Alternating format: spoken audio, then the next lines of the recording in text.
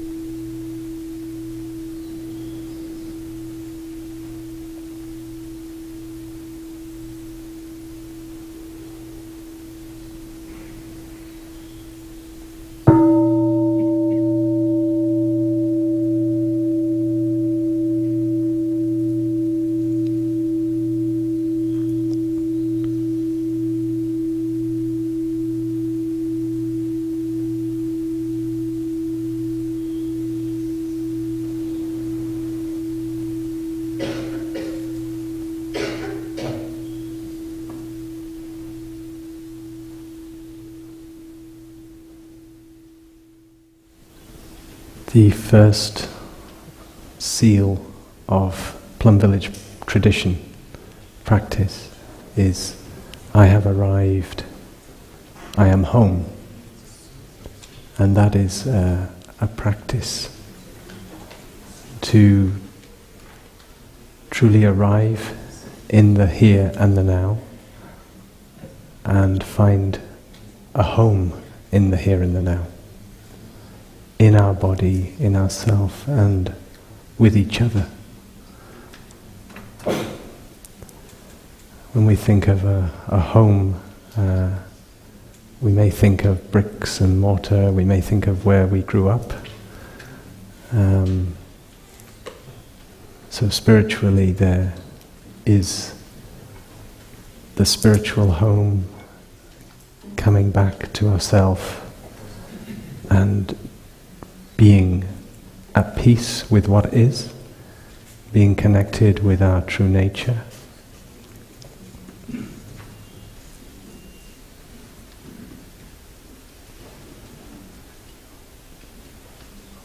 Learning how to calm ourselves with our mindful breathing, calm our emotions. Learning how to stop running away from ourselves. When we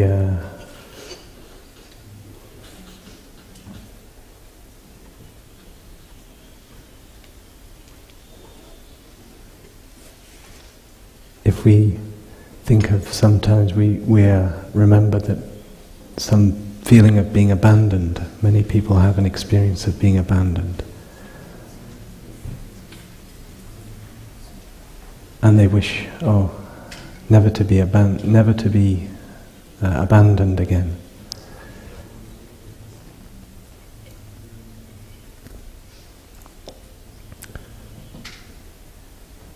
When we run away from ourselves, when we don't allow ourselves to be present for ourselves, it's like we're abandoning ourselves. Abandoning the present moment, we abandon ourselves. Because it's in the present moment that life is happening, it's where our true home is, it's where we can find ourselves and be there for ourselves. And first of all, to love is to be there. We don't have to be perfect for ourselves, we don't have to be perfect for our friends, for our loved ones, but we say, hey, I'm here for you. Yeah.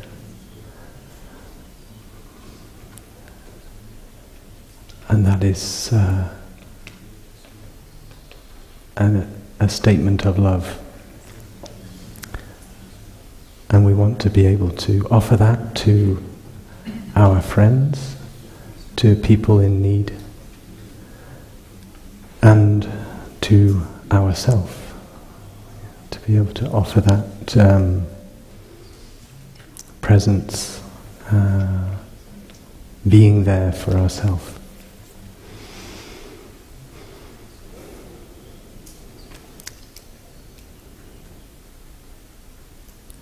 In each of us there is a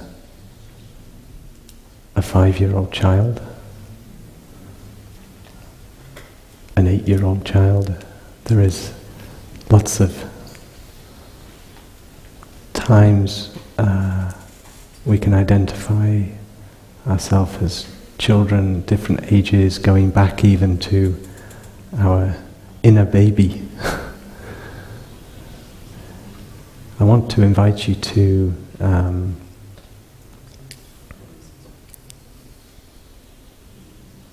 be in touch with the little boy, the little girl in you, with a short meditation,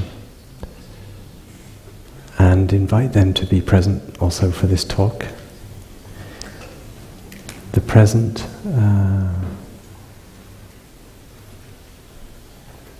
is where we find the past also.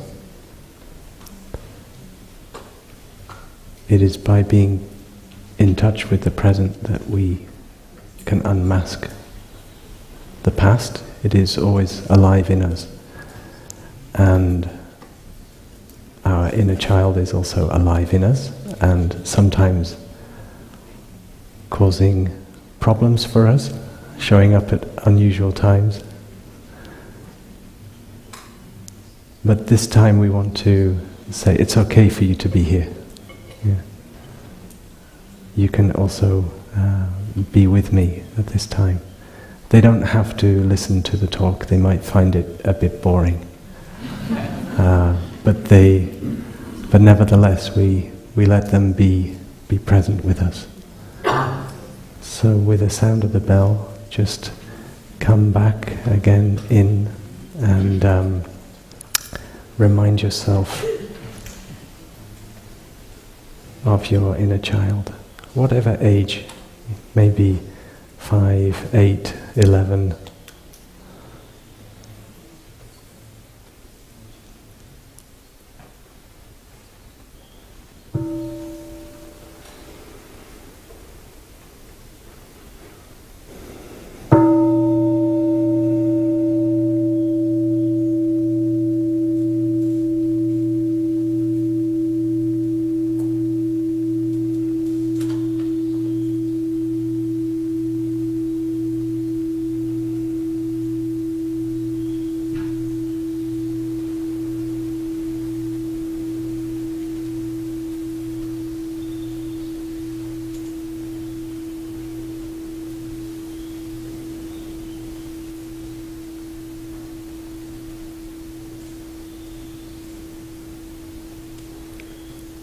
breathing in, I see myself as a child, 5 years old, 8 years old. Breathing out, I smile with love to myself as a child.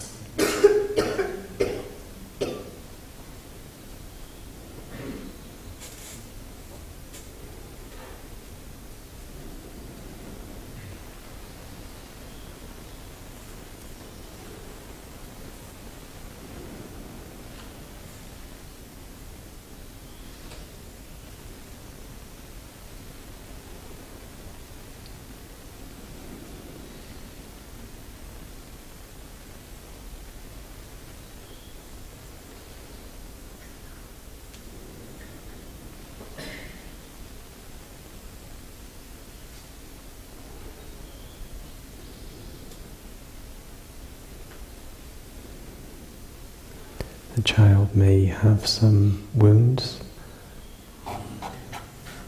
and with our mindful breathing,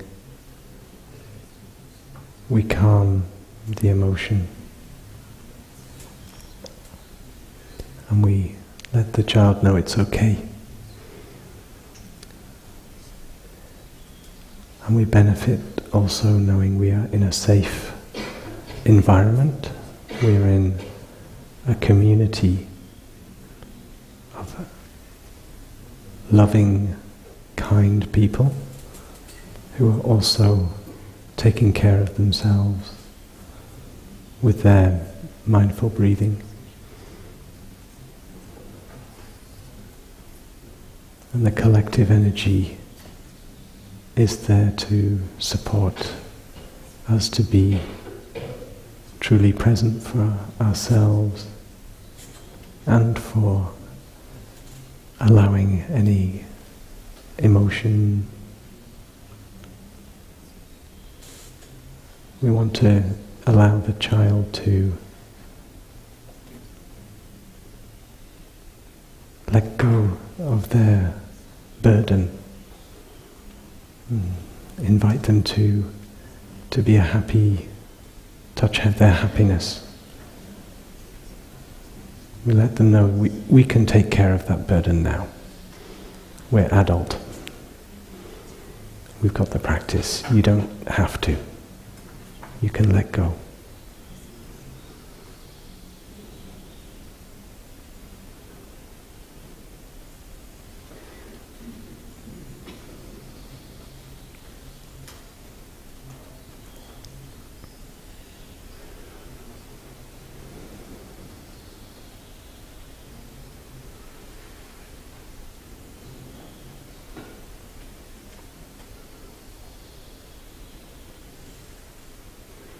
Smiling to the child, we can say, "You are in me and I am in you."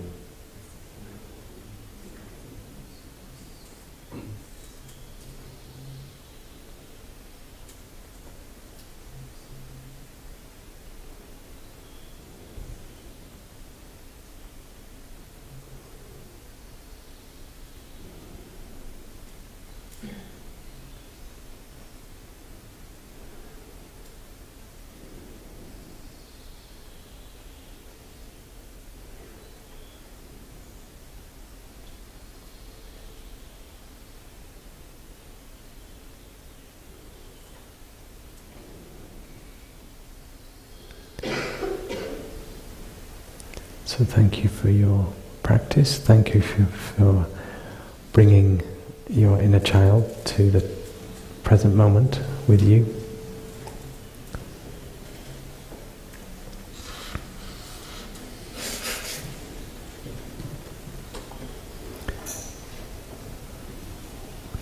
When we practice together,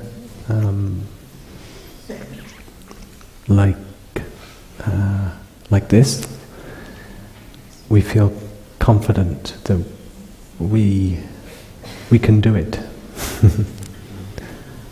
Sometimes on our own it feels too much, but we feel a lot of support together.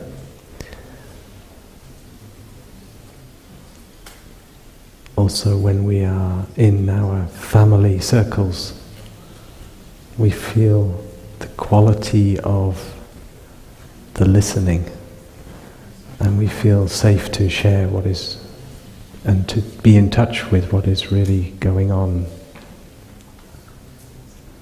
and share from our heart. We don't have to be afraid of our suffering. We can see also that our suffering can be very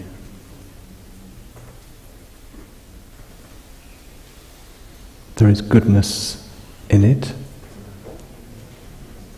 Like it contains jewels that can really shine brightly for us.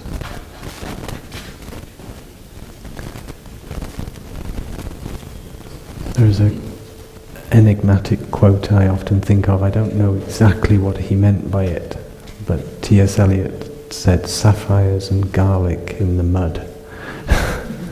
And I always liked the image.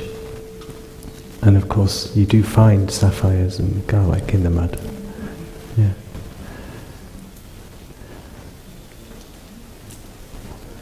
In Buddhism we have, you must have heard of the expression no mud, no lotus by now. I would be surprised if you haven't. But, and probably you know its significance. It's a way of saying that our happiness and suffering, they are connected. They somehow rely on each other. We cannot truly grow our happiness without some suffering. Just like the lotus flower, the roots, the stem, the flower itself, the very fabric of the substance of the flower comes from the elements of the mud. And our happiness, our true happiness, it also has the substance of suffering in it, just like the lotus has the substance of the mud. So there is also the wisdom of the lotus seed from countless generations of evolution that allow this transformation of the mud into the beautiful lotus flower.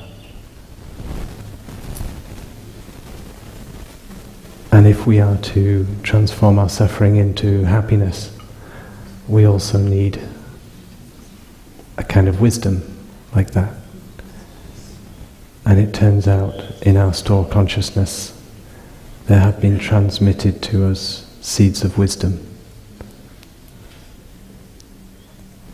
And we have teachers, we have friends on the path to remind us of that seed of wisdom that is in us, that we can touch.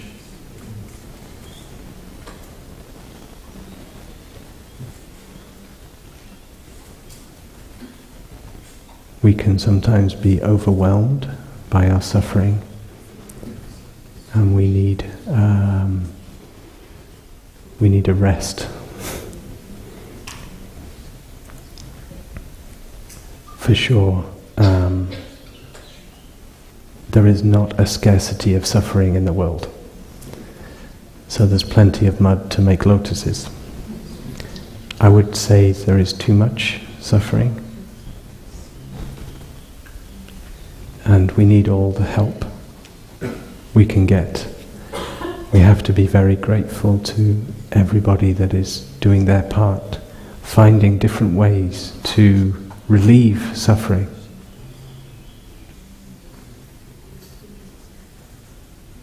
And sometimes,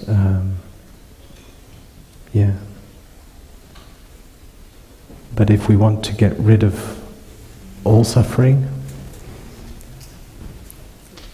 before we can be happy, we also make a mistake.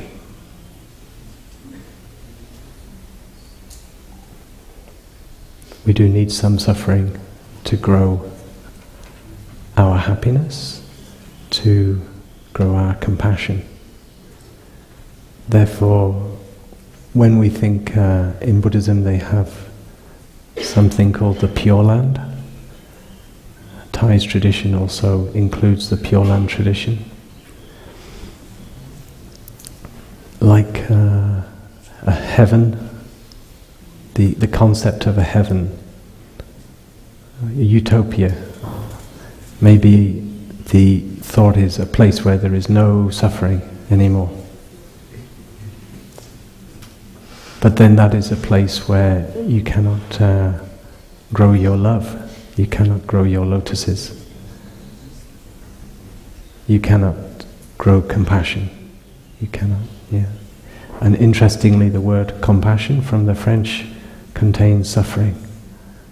Com, with, passion, suffering, compassion. There's a kind of wisdom in that word. Yeah. So it connects with empathy, but also understanding. So we cannot imagine what a place would be like without compassion. I don't think that's really what we would imagine in a place we would call heaven, or the Pure Land, the Kingdom of God. And if we know the nature of interbeing, then we have to accept suffering too. Perhaps then we could say such a place, such a beautiful place, would be a place where there is no suffering that cannot be embraced, cannot be taken care of, cannot be somehow held.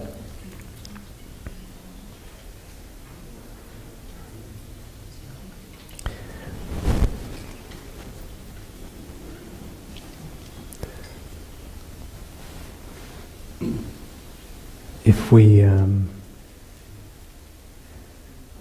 think about the metaphor of the lotus, I also think that it's not only the mud that the lotus needs, it also needs water, air, sunshine.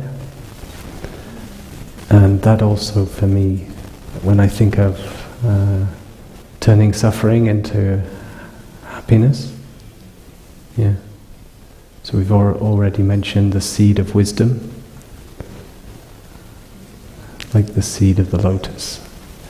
And then there is the water and the air, the sunshine, like, for me that is, we also need love.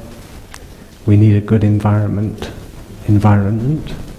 We need the sunshine of awareness,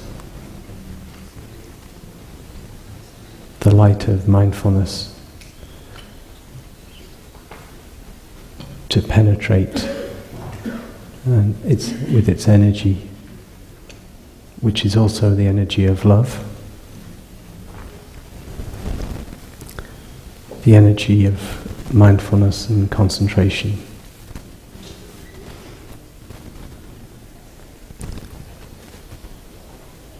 We do need that as a baby, as a 5-year-old child, and as an adult.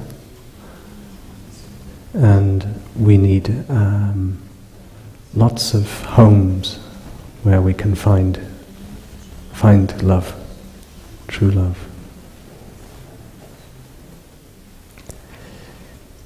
In the teaching, one of the original teachings of the Buddha is what I've been talking about somewhat, is the Four Noble Truths. So I'll write it on the board.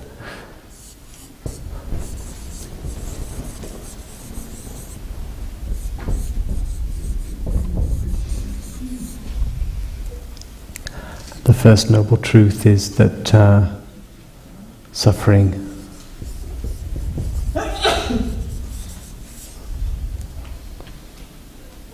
exists.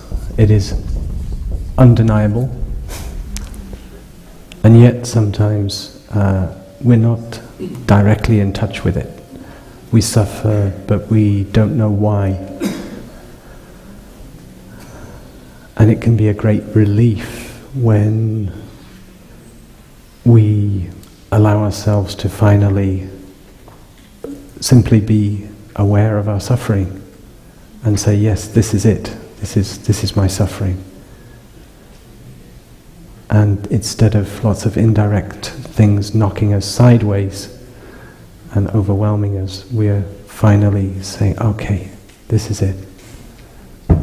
So, when we can acknowledge our suffering, we already suffer less.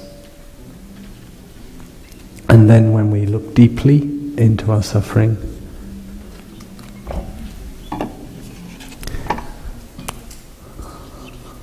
it's a bit better.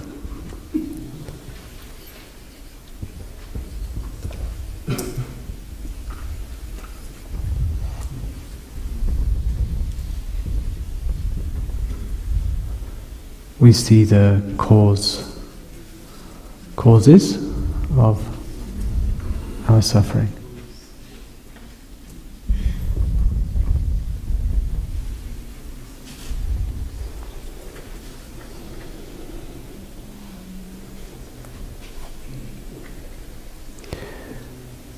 We see what is feeding our suffering, and that is very, very helpful. There is an expression in Buddhism, this is because that is.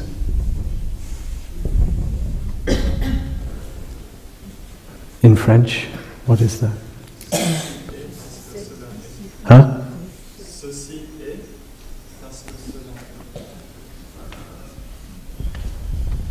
Ceci est cela. Parce que, of course, yeah.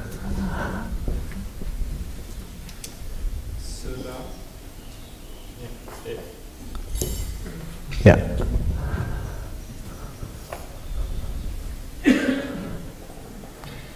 This is because that is.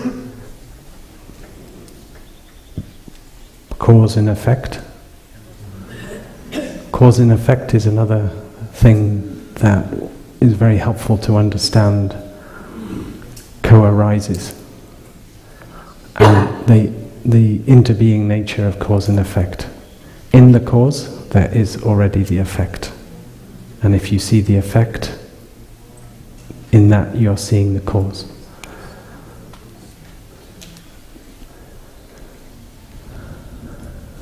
So when we look deeply into the nature of our suffering, we're for sure going to find out the cause, because the cause and the effect inter-are.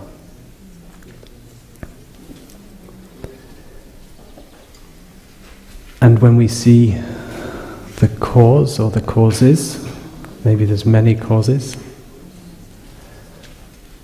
we feel we can be empowered. You know, maybe there is something we can do.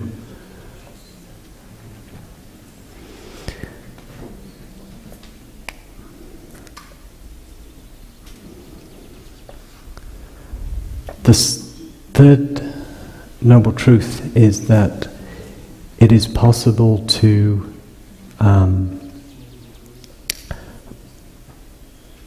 transform this suffering into happiness.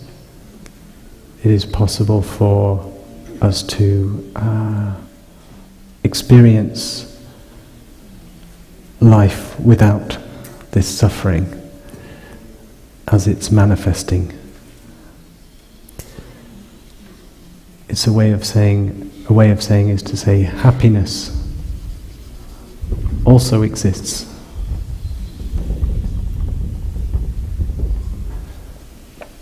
And we've already looked into the fact that these two are not two separate things, they're not unrelated. And so another way of looking at it is to say, if we look deeply into our suffering and we see its causes, we may see in that a way out of our suffering. And another way of viewing it is, if we see what we want for our happiness, we can choose a path that will lead us to that happiness. So there is, we can find a path out of suffering towards happiness.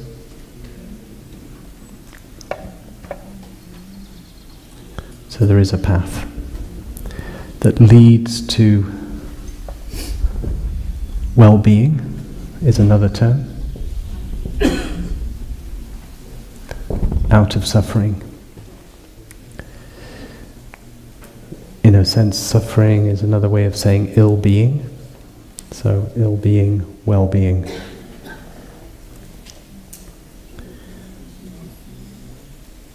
This path is defined in Buddhism as the Noble EIghtfold Path.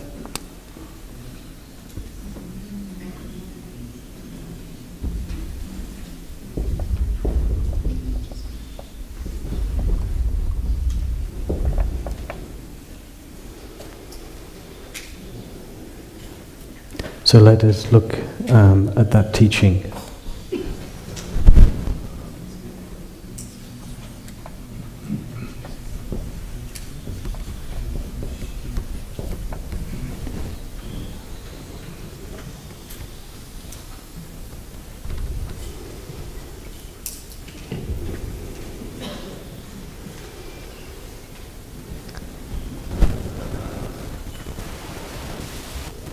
So our purpose is the pursuit.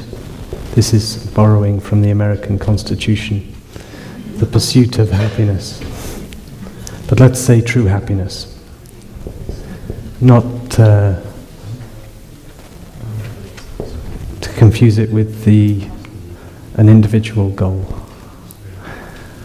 Because we know from the second mindfulness training, true happiness is also about sharing our time, resources with those in need. It's about being generous.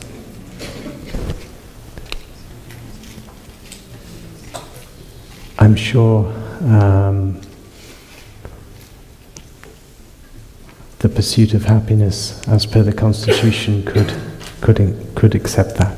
Is a good idea, a good definition.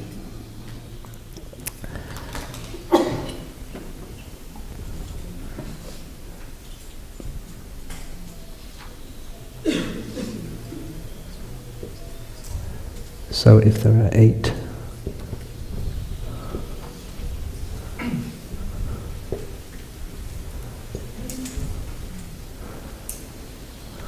so in our pursuit for happiness, to transform suffering, we can go in 8 directions. There is also something of a circle, but actually because they all interrelate, we can go in at any one. But we start here with right view, so they all are termed in terms of right view, because there is something called wrong view.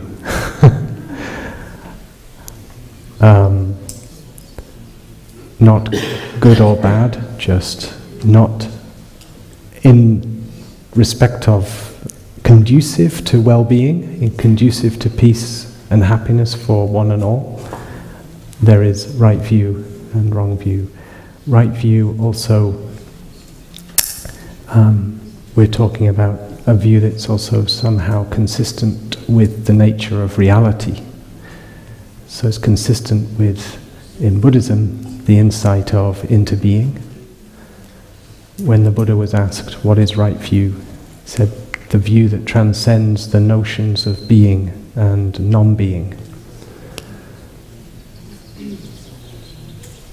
When we're caught in notions, but this is something Phap Jung will share more about tomorrow. I think. And yeah, Thai is famous for his quote. It sounds a little bit like Shakespeare. To be or not to be, that is not the question. So right view is a way to see things with the eyes of interbeing, the eyes of not caught in a separate self.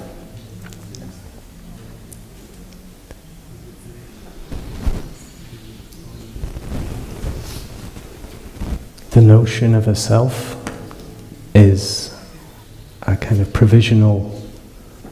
has provisional usefulness to us. You know, we want to take care of ourselves. I'm happy to be called a name. I'm happy to know your name. You are a self, and I care about you as an individual. I care about me.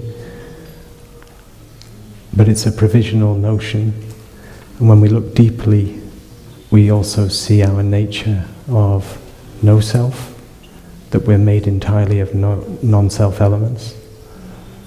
We're made of all of the influences of our mother, our father,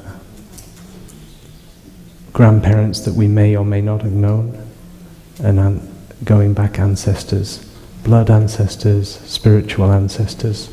This evening, Phap Lai will present the practice of touching the earth. And in that practice we also get in touch, not just as a concept, but as actual practice to connect with our spiritual and blood ancestors, to allow ourselves to benefit from that transmission, from that energy, and to also see that we are not by ourselves alone. You know, when we see that, we don't feel so small. As well as ancestors, and not to mention our children and descendants, as our continuation forward into the future, and we are in the present manifesting from the ancestors' stream. And then there is also what is around us in the present moment, in terms of this community, our friends, our loved ones, Mother Earth manifest right here in the present moment. And that is also our self. It's our non-self elements. So that is a view of interbeing, to see how we're related to everything around. And with that view, we maybe helps us become a little less dualistic. It's the view of the non-dualistic view. And from right view, if we really see like that, then our thinking will also mirror that kind of insight. So then we have this term, right thinking. And we will maybe be able to stop thinking in terms of us and them, of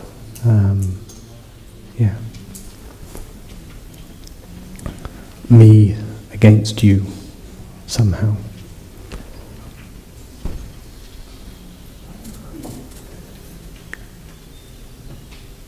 Again, this insight, I am in you and you are in me. Then there is right speech. And we heard yesterday the fourth mindfulness training. The fourth mindfulness training, deep listening and loving speech. And that is a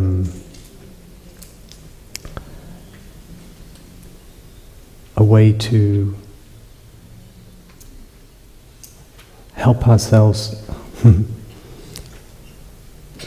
really be there for each other. And it's connected with the art of communication, how we can really communicate skillfully with words, and also learn how to listen. Listen deeply, not just simply ready to waiting for the other person to stop so we can put our point of view, kind of thing. But listen with compassion, listen with an intention to understand what is going on for them, giving them a chance to express what is really there. Open to learning something new.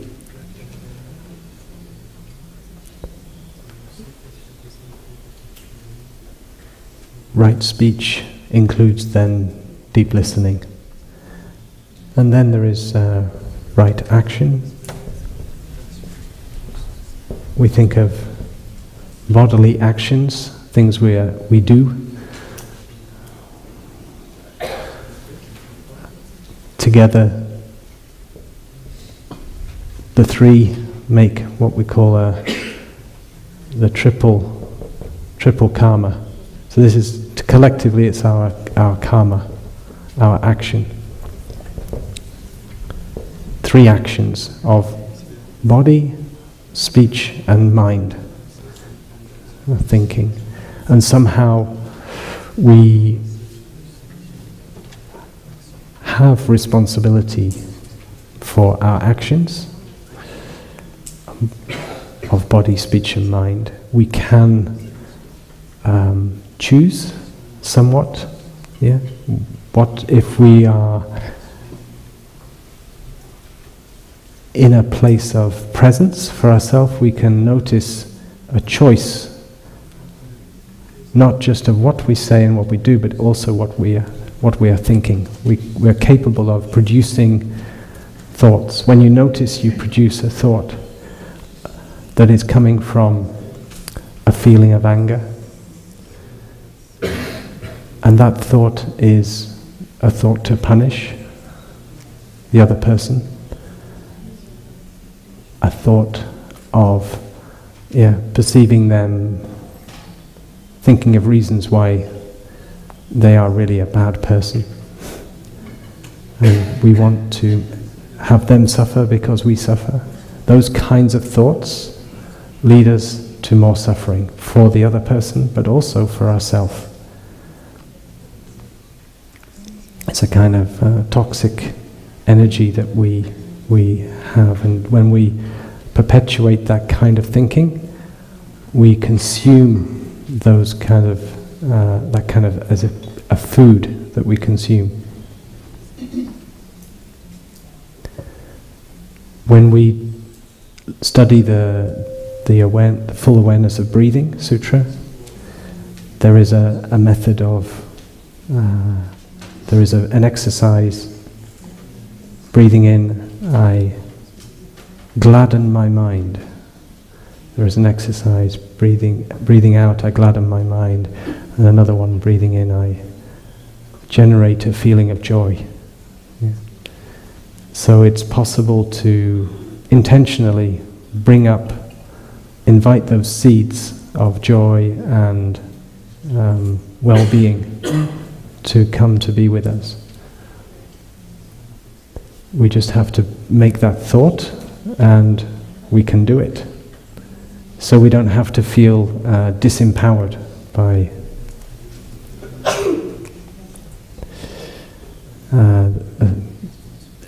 our mind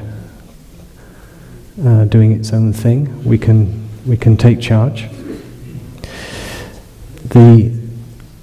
We've come around to right livelihood.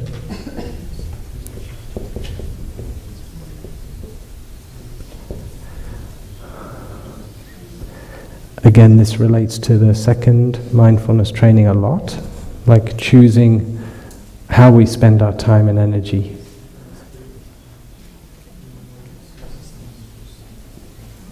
Even whatever job or situation we find ourselves in, how we spend our time and energy towards the benefit of ourselves and others relates to right livelihood. Maybe there can be much more said on that. I'm going to move on to right diligence. Right diligence was covered in the talk by Sister Langyam, and again about inviting the seeds that are really bringing us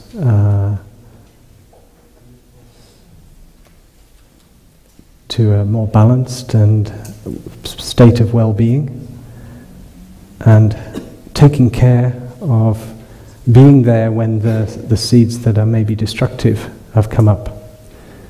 So if mindfulness is present in our living room, that's to say our mind consciousness, if you remember the diagram, then we can be there with what is coming up and take care. So the mindfulness can embrace the anger, can embrace the loneliness, the sadness, and like a mother may embrace her baby, is the image. And when the anger goes down, it's no longer quite the same. It's now become a mindfulness modified seed. It's been touched by mindfulness, and it has some wisdom in it now. It knows next time it comes up, it will say, "Hey, where are you?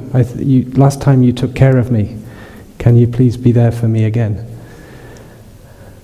Otherwise, I might have to run amok again like I did last time." If we're not there to take care, it can cause damage to ourselves and others. The other issue with anger and resentment is we can be. It can, in a very strange way, we can become a little attached to it, because we produce thoughts of the thought of punishing gives us some relief, and that release somehow feels good, and so we become attached to our resentment. That can happen. So getting the view that we want to go in another direction, letting go of resentment, it's not always obvious to us. You're saying, "Well, I quite like to have these thoughts about this person," and it becomes, we have to sort of get a bigger view and a deeper aspiration.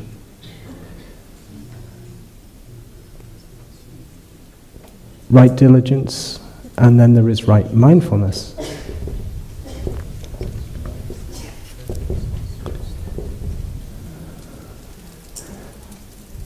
If mindfulness is right mindfulness, you might think, what is wrong mindfulness? Mindfulness is all good, right? I think in this context, we can say mindfulness also is connected with attention, what we pay attention to. So if we're paying attention, for instance, to what is negative, that will bring us certain fruit. Equally, if we just ignore what is going on, that will have consequences too. But for me, the essence of right mindfulness is that we have a kind of non-fear with it. It contains in it the energy of compassion, the capacity to embrace. It's not separate from true love. And true love is another subject. But mindfulness goes along with right view. It goes along with the wisdom of non-discrimination. It goes along with joy, inclusiveness, compassion, and you could say, loving kindness. And then right concentration.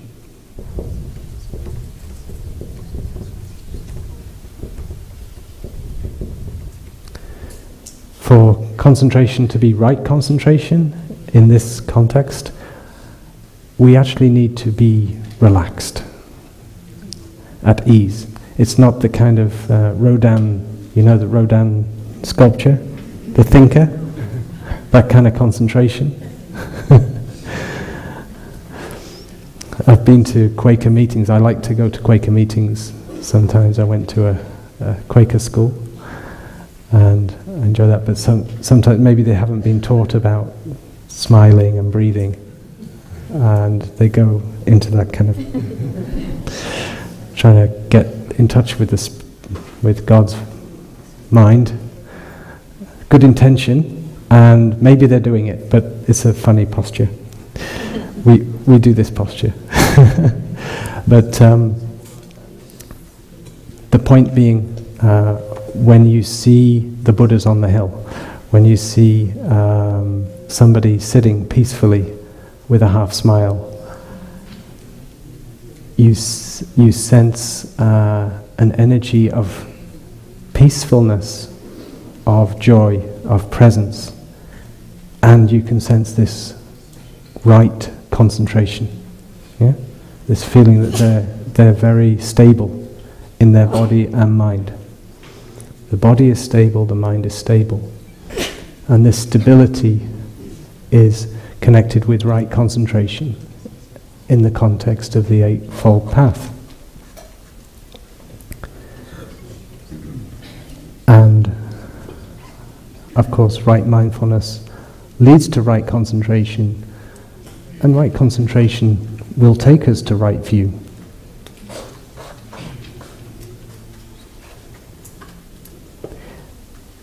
There are certain, when we have that stability of mind, when we have that capacity to really be present with what is, we're not running away from ourself, from our body, we're really being in our body. We can really direct that concentration to look deeply. In the sutra, the Satipatthana Sutra, the mind, we look at 4 domains: the body, the feelings, the mind, and objects of mind. So, with the body, we really allow our concentration to be, as we did, for instance, with the total relaxation, really focusing in on the body, in the body. Experiencing the body in the body. We can also experiment and zoom out and sort of see our body in context of other people, just the sort of bird's eye view, but don't neglect to experience the body in the body. The same can be true with feelings. Experiencing the feelings in the feelings. So there is another image given of mere recognition and noticing the feelings coming and going. Pleasant feelings now, now there's a neutral feeling, unpleasant feelings. Yeah. Just maybe naming them as they go by. And the image of sitting on the bank of a river and noticing. But there is also this instruction to really allow yourself to experience the feeling. But with, for instance, a strong emotion, the intention is not to allow yourself to be overwhelmed and flooded by the emotion. You need enough presence and mindfulness to be there with it in such a way that you can keep the concentration, you can keep the stability. For children, we give them the image of a tree in a storm. So if we invite them to come to the trunk of their tree and with belly breathing in and out. And if the storm is coming and fast and they stay in their head, in the top of the tree, the branches swish this way and that way. But if they come down to the trunk of their tree, their breathing, they can go through the storm. So that we invite them to practice belly breathing as a way to help teach them how to be with emotions without being completely knocked over. And our concentration can also be directed to look using, in a sense, the wisdom we already have of right view. The teachers have suggested to us using our concentration to then look with a different kind of spectacles. Like say, try putting on the spectacles of the lens of impermanence, noticing the impermanent nature of reality. Try that on for a while. To look at that aspect of reality, that everything is in change, everything is constantly changing. There is birth and death of cells in our body at every moment. Life, birth and death is taking place. In other words,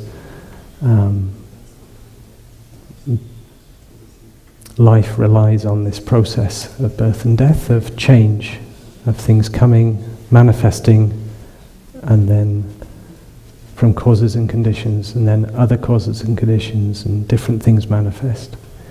That's also true of our feelings, and we can see it in our body. Our body seems to be a static thing. If we took time-lapse photography, we would see this change, right? From the 5-year-old child that we did the meditation with, till now, if we did time-lapse, we go, oh, that's strange, you know? But when we're just meditating, we say, oh, it's just me. I'm just the same as I was half an hour ago on the cushion. Nothing changed. But actually, there is change taking place all the time. And there is a cycling of things. And so when we are in touch with ourselves, our breathing, we notice the cycles, we notice the energy, and we notice things in states of, it's like the life energy. So impermanence may sometimes think, oh, that's a sad thing, you know, I'm impermanent, I will die. But actually impermanence is life. Because without impermanence, life's not possible. That is part of the nature of life. Things are in change, in flux and cycles. Another pair of spectacles we're invited to put on is to see things with the eyes of interbeing. We could say with the eyes of non-self, seeing the non-self elements, the emptiness of things. There is no separate self. Noticing the non-you elements. Noticing your interbeing nature with everything. And there is a third concentration that the teachers from the past have offered us, which is very nice. It's called aimlessness.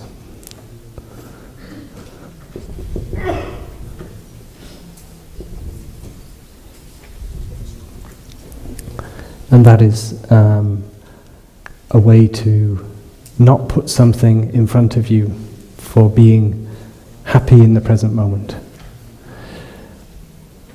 That is a way of saying, you already have enough. Be happy. Even you're unhappy, be happy. It's saying, be at peace with how things are, accepting things as they are in the present moment. And if you notice yourself putting a condition for happiness into the future, when I have this condition, then I can be happy, you drop that, let that go, and just be happy with what is. Even if that is an unpleasant feeling, just to say, oh, it's okay, I have this I don't need to run away from it. I can observe it, I can allow it to be. Things change, but right now I don't need to run away from this. So it's a way of saying stay truly present with what is and not putting something else in front of you. Sometimes this concentration is termed wishlessness, not having wishes. But we're going to look... time. Okay.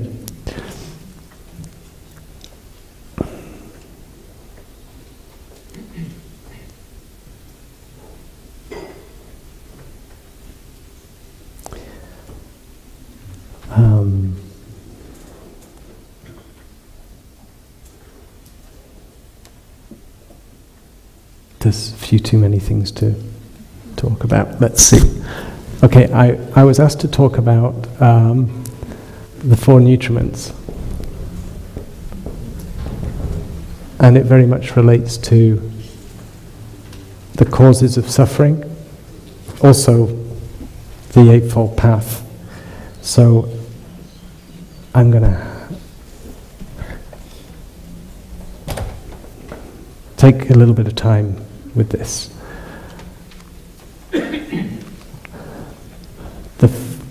These are also mentioned in the fifth mindfulness training. The fifth mindfulness training talks about mindful consumption, what we feed ourselves with. And the four nutriments are in terms of edible food.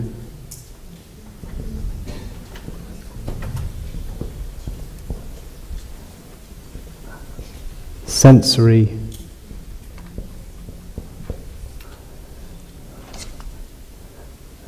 impressions, in terms of volition and consciousness.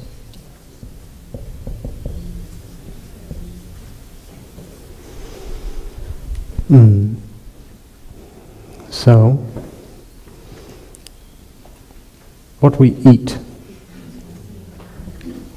the food we eat, not just food, but also what we consume with our eyes, other senses. Seeing volition as a kind of food will come up, and consciousness. But going to edible food, hopefully you're enjoying the food in Plum Village, and you enjoy, along with the food, the five contemplations. And one of the most beautiful lines in the five contemplations is, I want to eat in such a way that I keep my compassion alive. So we know what we're eating, and we know that there is suffering in the food, and we want to eat in such a way that we are going in the good direction for that, like less suffering. We know there will always be some suffering associated with our food. And we also, sometimes we have to expose ourselves to suffering, for instance of animals, to activate that compassion. If we really see the suffering of animals, when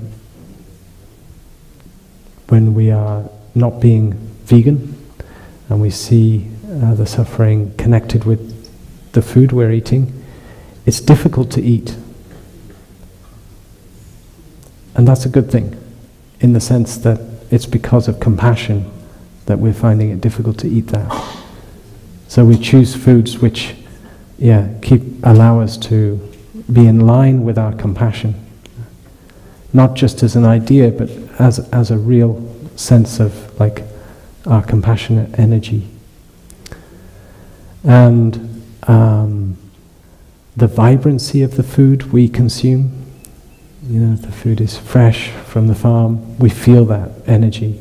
The love in the food we consume, when it's cooked with love, grandma's apple pie, it's often marketed like that because they know we want that grandmother love in the apple pie. So when we're eating edible food, we are consuming many things, and when we eat together as a sangha, we're also consuming brotherhood, sisterhood, eating together. When we eat together as a family, we're nourishing our family. And that is in the fifth contemplation also. We're not just eating for it, but the way we're eating is nourishing our brotherhood and sisterhood, our family, when we eat mindfully together. It's a wonderful way to be together. This is the expression breaking bread together, right? In every culture there is this. There is also drinking tea together. Yeah. We know that if the human population was to drastically reduce meat consumption, it would do a lot to put us on a different trajectory vis-a-vis climate change, pollution, and also food and water security. The vast majority of land that we grow vegetables on is actually used to feed animals. So imagine how much land and resources would be free for and maybe we could return it to the wild, to give nature a chance to restore. And there are projects where people do that. In England there's a place called Knepp Farm, which used to be lots of fields and dairy, and it's called rewilding. They'd sort of brought it back to a wild state, and they've turned it into a right livelihood, actually, one could say. Volition. This isn't. Oh, sorry, I skipped out sensory impressions. Sensory impressions as a food. So, Brother Phap Lai, when he talked about Netflix, and when he talked about this kind of things that we take in through the eyes, if we are using sensory impressions to avoid suffering, give us a nice temporary good feeling.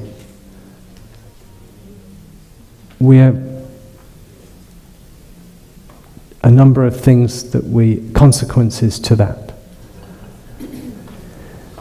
We lose the sharpness of our mind. So Phap Lai talked about the mind being an instrument. Right? We lose that sharpness, and we lose that freshness to really offer our presence to each other, to be truly there for each other. We get tired, and we somewhat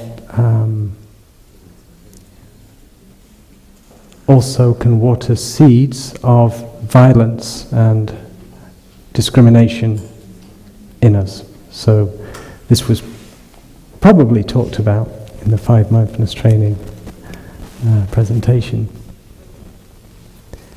So we all know that story, and we know that the habit energy associated with it, especially with all the, when you only have to look around on the train to see that we're all collectively addicted to our devices. You know, look around at the train station. Everyone is on it, from grandmothers to children. We're all hooked. I saw a cartoon of a picture which is ironic and sort of sad and funny at the same time, of somebody depicting somebody in nature, the most beautiful thing you could imagine, like the sun coming up, rainbows, mountains, the canyon, and he's on his and you feel like what we're missing when we're just in on that. And somehow our brain is being programmed by the algorithms to make us, you know, working on our tendency to always reward ourselves with dopamine when we get novelty. Yeah? So every time we get a new thing, we want more of that. And it's quite dangerous, that kind of. So attention has become commodified, our attention, into wrong mindfulness, let's say. So we lose our mindfulness, we lose our capacity for attention, and big time part of our attention, that's another loss. And as I mentioned, watering seeds. I remember one time I was practicing, before I became a monk, I was really into practicing. I was reading Thai, and I agreed to go to the cinema to watch a film, but I was really enjoying my mindfulness energy that I'd been cultivating, you know. I was thinking, gosh, I'm nervous about, because I'd read about this sensory impression, so I could say I sort of made an experiment. I sat in the hall, and in the cinema, I tried to stay mindful for this film. And it worked for 10 minutes, I would say. But the whole, you know, the skillfulness of the filmmaker is to sweep you in to the story, and with all of the images and the storyline and the characters. It's very compelling, and you're drawn in. And so I lost that sense of being in touch with my body, being in the hall. I was in the film. And in that film, you know, then I'm totally at the mercy of the intention, or even the subconscious intent of the you know, what is the film. That I get watered by what is going on in the film. Whether I agree with things or not, the seeds get watered. We have to be humble about how susceptible we are in that state where we don't have the guardian of mindfulness present at the door. We're letting things in. And yeah, so I think we all know something about that, and the young generation are suffering from that perhaps more than the older generations that haven't had it so intensely. Moving on to volition, a very interesting one. What is our deepest desire? We have lots of desires, and many of the desires we have are conflicting, you know. We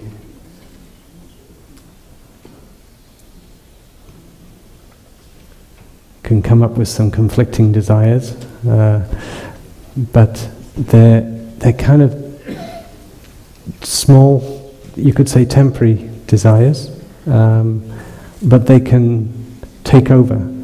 And if we're not in touch with our deepest desire, we maybe just follow the trivial desires, yeah, too much. So it's useful to really intentionally get in touch with your deepest desire. And actually we may find along the way, as we look deeply, very deep desires that are not serving us, because we may have borrowed those desires or just accepted from values of the society, which is maybe based on making lots of money,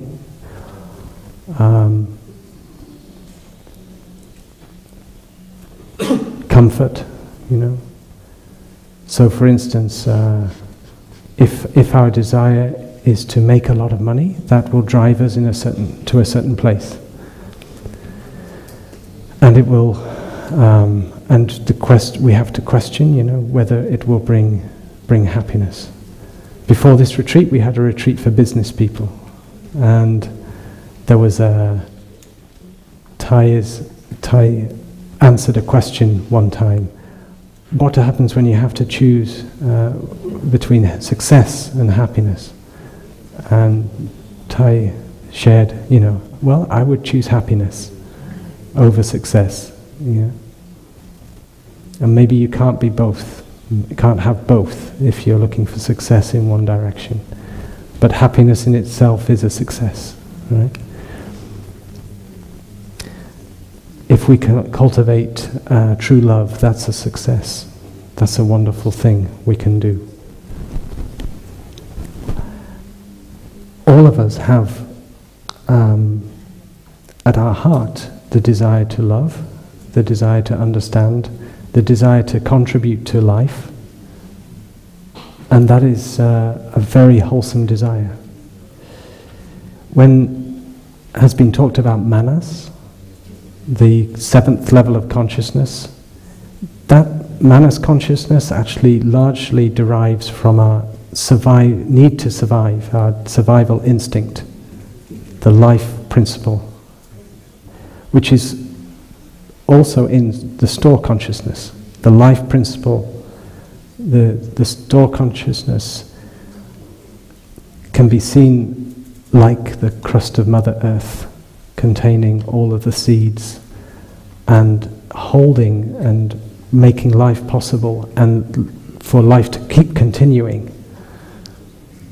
But when, as an individual self, an individual consciousness, we produce this manas consciousness, it becomes about my survival as this individual self. And that's okay when we recognize, yeah, that's what's going on. Because we do want to survive. I want you to survive. I don't want you to suddenly, you know, oh, I don't need to survive anymore. It's good. But when it's not combined with the insight of interbeing, which you could say Mother Earth already has, but somehow we get into this have this wrong connection of I'm a separate self and I have to survive separate from others. Then we get into the problems, and fear arises, and then our desires, our deep desire, have all to do with that, all to do with fear, of protecting ourselves, of wanting security, and we don't see our happiness as a collective, we see it as an individual matter. And it can take us in a wrong direction. So understanding what our volition is. And sometimes if we've had traumas, big T, small t trauma, adverse childhood experiences, these things,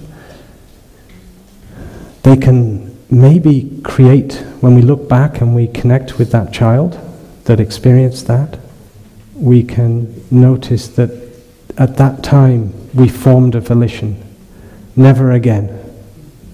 And then we base our whole life strategy on that never happening again, for instance. And maybe that strategy is no longer serving us well. And we can invite the child to rest a bit, put down that strategy and say, we've got a better way now. We've got the Buddha nature. We got the insight we need. We're going to take care. We're going to take care of ourselves, and we're going to take care of others. We're going to be able to take care of emotions.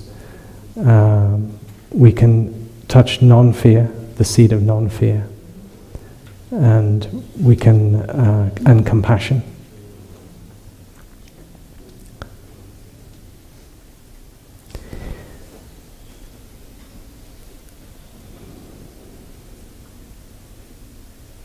Consciousness as a food,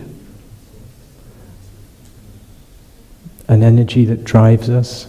So volition is like an energy driving us, and consciousness is also a kind of food. So when we keep alive our anger for 1 hour, we have consumed 1 hour of anger consciousness. When we keep alive our joy and sense of well-being, we're consuming that kind of consciousness. When we put ourselves in a cinema or watching such a film, we're consuming the consciousness that has been chosen for us by the filmmakers, which may be various, mixed, some good, some bad. So I used that example. When we look at consciousness, we think of individual consciousness and collective. And the individual and the collective, they're not so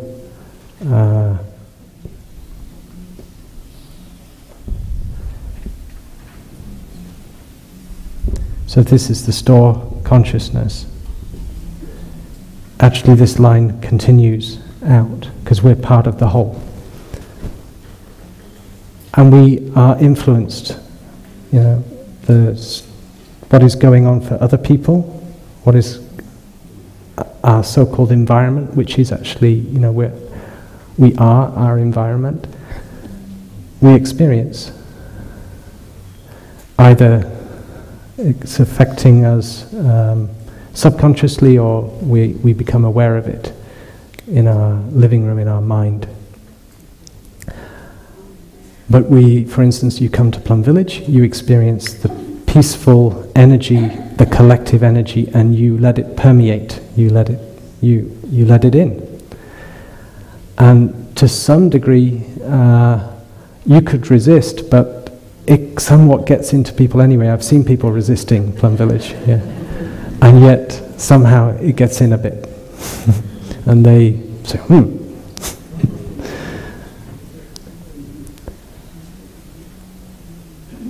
A bit likewise, you're in the city, in London, or in the cinema, as I mentioned. You can't somehow resist it totally. That you're going to be affected by your environment, whatever your good intentions, or whatever your intentions to resist.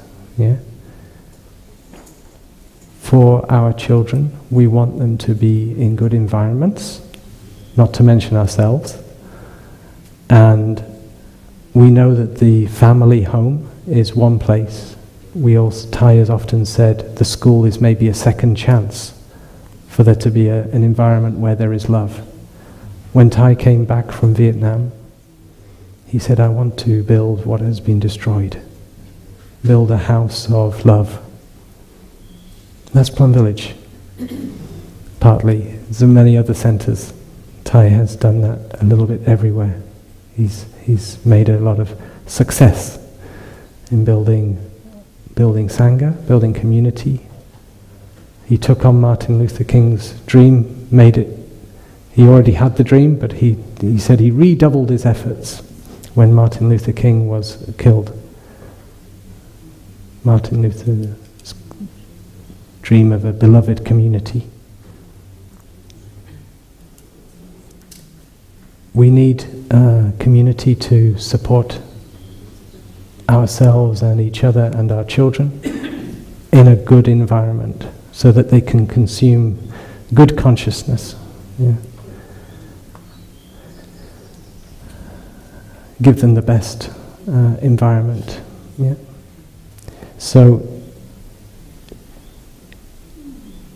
if our schools can be good places, and also our place of work, places where there is harmony.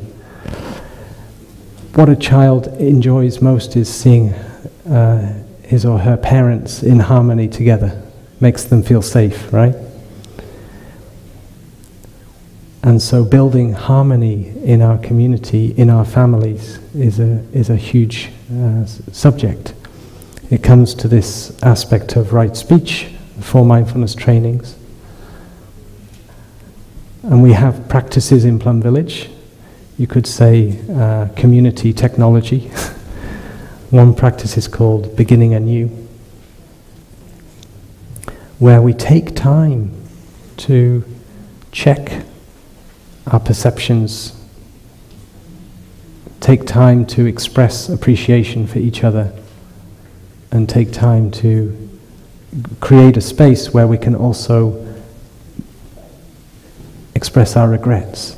You know, how sad it would be if we never got a chance with our friends or our loved ones to say, I'm sorry, I know I have a regret for the way I behaved and what I did, and we didn't, somehow we were too busy, or we had more important things. It's a gift to be able to have a space, an opportunity to express our regrets and to express our appreciation. The basic expression of appreciation is, I know you're there and that makes me happy. You're in my life and that I'm really grateful for you being in my life. That is an expression of love. And to really mean it. And to do that we have to meditate. We have to take time to sit down and, as the object of our meditation, bring that loved one, the one we say we love, into our heart and our mind and contemplate. And very soon we will see that we really value their presence in our life. And we will want to let them know. And we may even see very particular things that we want to share about things that they've done or qualities that they have that we, when we take the time to really contemplate, we appreciate. So one thing that we often share, if we go to communities such as business communities or schools, is that the teachers themselves take the time to sit together and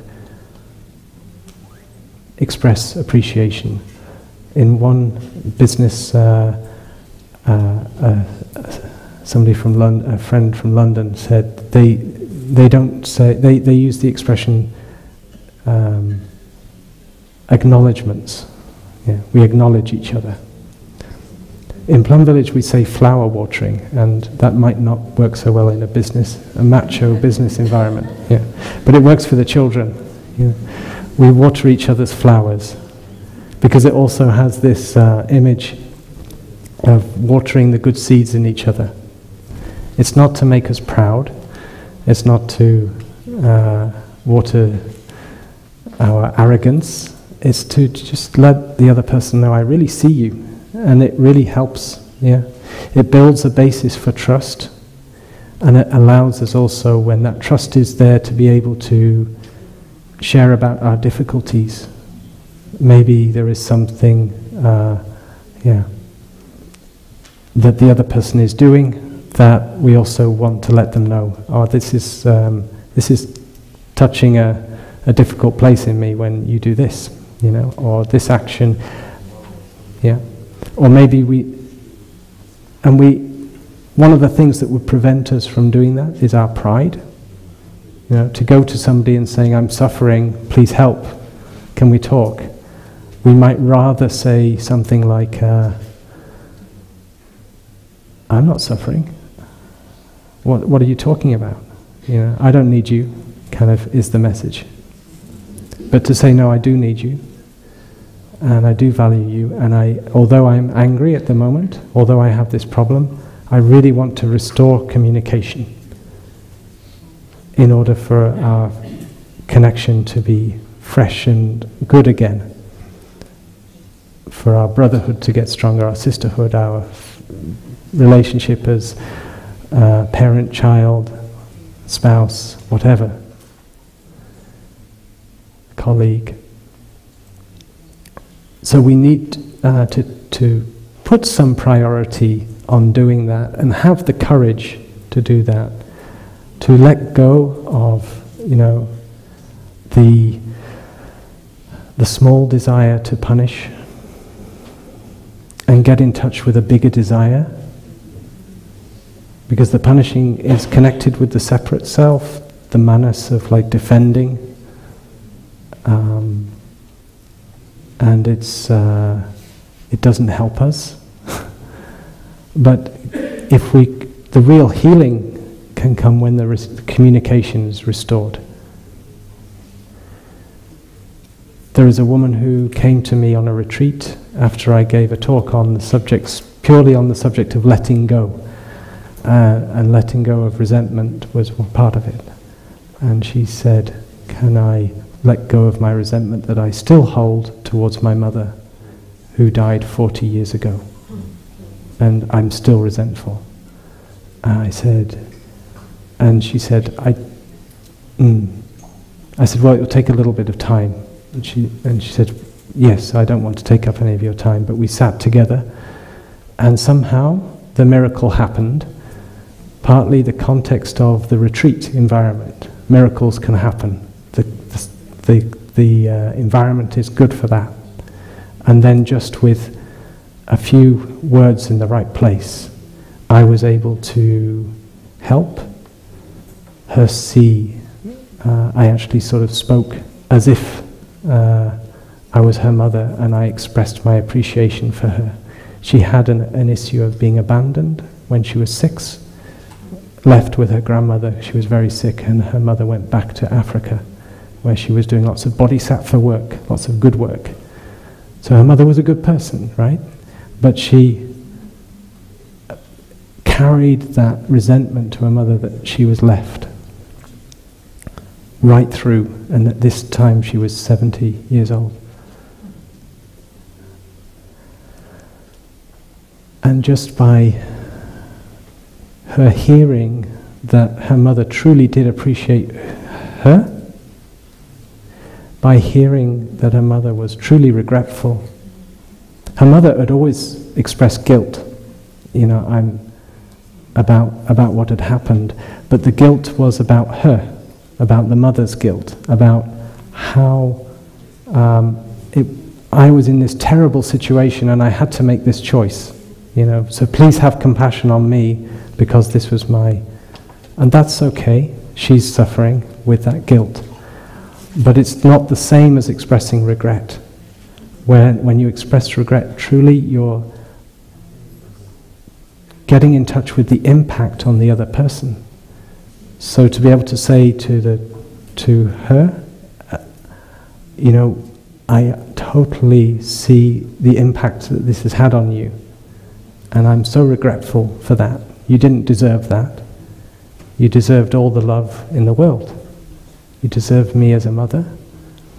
And if I had my time again, if I would be able to see clearly like I see now, I would do differently. And then with that expression of regret that she felt was possible, actually, because, of course it's when any of us get truly back to what is important, we would say that, We get back in touch when we let go of our guilt complex and get in touch with what has actually happened. We naturally want to express our appreciation and our regret. And on hearing that, she immediately felt relief and said, "Oh my gosh, now I want to express regret to my mother for holding this anger for so long." So that was also, then she had that revealed to her. So why wait for 40 years? We don't have time for that. Our relationships are very important for the sake of our children, for the sake of creating true community, which can be the basis of also doing wonderful right actions together, right livelihood together, and helping our precious planet, Mother Earth, from which we all come. We're all children of Mother Earth. whatever country we're from. You know,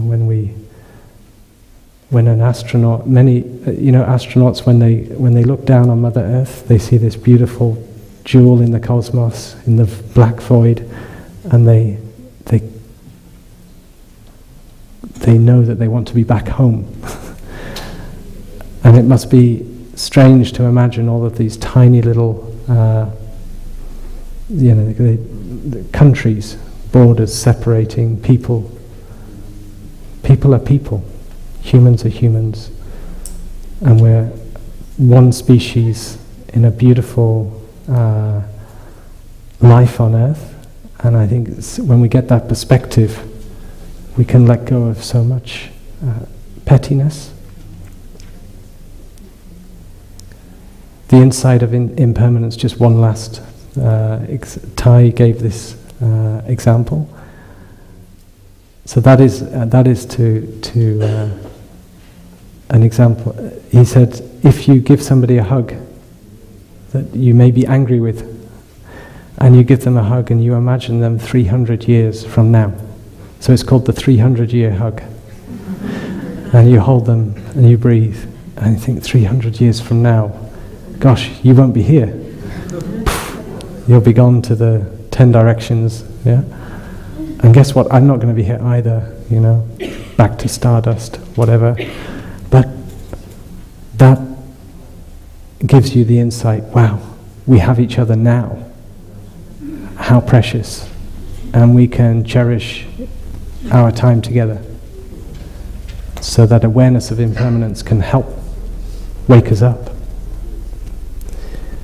So yeah, I think tonight there is no the presentation on beginning anew has been replaced with one on touching the earth, which I mentioned. So I felt important to bring in this practice of beginning anew.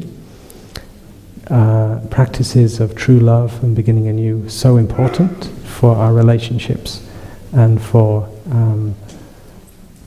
building harmonious community. Tai said, building community is the most noble task of our time. So we can study more on that subject. Let's enjoy 3 sounds of the bell to close, and I've gone a little bit beyond. It's now 11:20. Sorry for that.